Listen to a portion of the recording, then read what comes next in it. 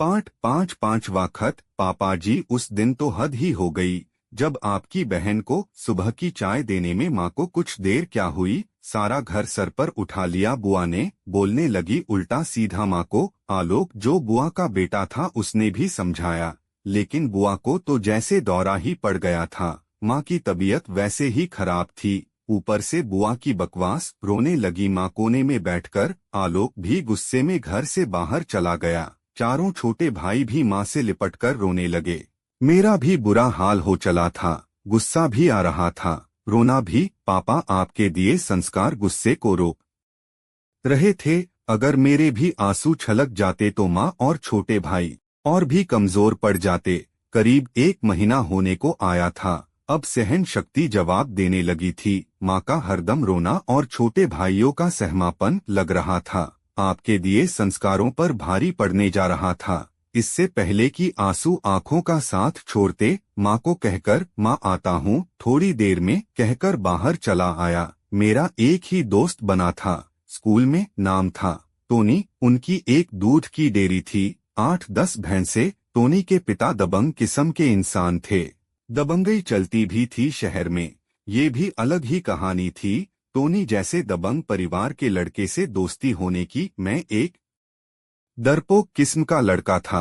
पापा ये कहानी आपके जिंदा रहते तो बताने की हिम्मत हुई नहीं, अब जब रिटायर हो गया हूँ तो अब सब यादें खुद ब खुद जहन की गहराई से ऊपर की ओर तैरती हुई कलम के आंसुओं से कागज के सीने को तर करने को तैयार दिखाई पड़ रही हैं। घर से निकल सीधा टोनी के घर की ओर चल पड़ा। धन में आपके दिए संस्कारों और गुस्से से उबलते हुए लहू में जैसे जंग सी चल रही थी।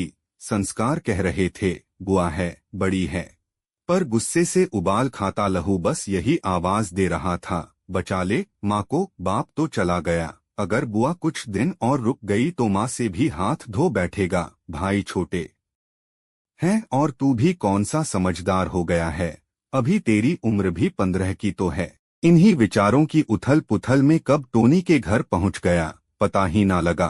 टोनी घर पर ही था, शक्ल देखते ही समझ गया। क्या हुआ भाई, चेहरा इतना उतरा उतरा सा क्यों है? टोनी का इतना पूछना था कि जो आंसू अब तक कहीं छुप से गए थे छलक कर चेहरे की दीवार से रेंगते सीने के फर्श को भिगोने लगे।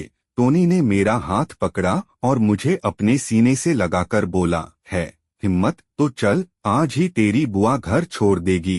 टोनी मुझे एक मेडिकल स्टोर पर ले गया और एक गोली मेरी जेब में डाली और बोला, जब अपने घर के पास पहुंचने वाला हो तो 10 मिनट पहले ये गोली खा लेना।